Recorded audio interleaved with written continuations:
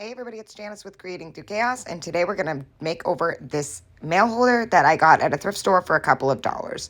The first thing I'm going to do is sand the whole mail holder to give the paint a nice background to stick to.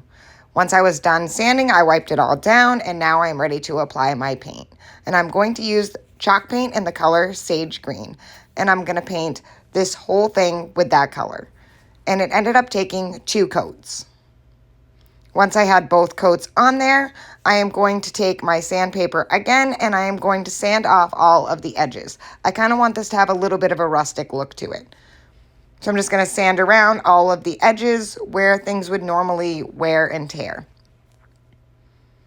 Once I have that all done, I'm going to take some brown wax and add that around to all the edges as well. And I added some in the middle on the mail holder slots and on the sides.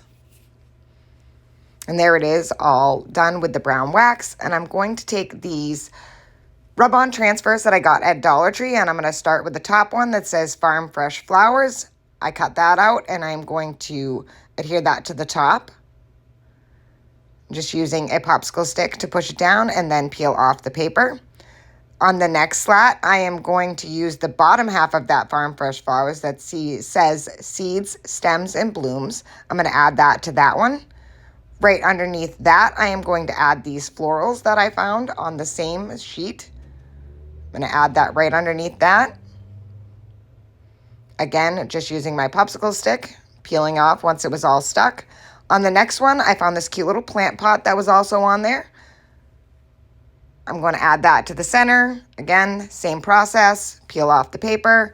Then on either side of this, I added these 2 little designs that I got off the other rub-on transfer. So I'm just going to put those on either side of the pot.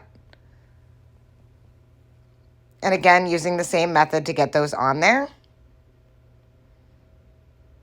Making sure that they're even. And then pressing it down using my popsicle stick. And peel off both sides. And for the bottom one, they had these little tools. I thought that would be perfect for the bottom. So it's got some garden tools and a watering can. I'm going to lay that on the bottom one and use the same process and add that one on. Once I had all of these on, this project was finished. I didn't really want to add anything else to it.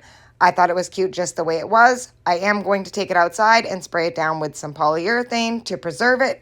And I think it turned out so stinking cute. I absolutely love this. It looks great hanging in my breezeway. And I hope this inspires you to look at things at thrift stores differently. As always, thank you for watching, and don't forget to spread the chaos.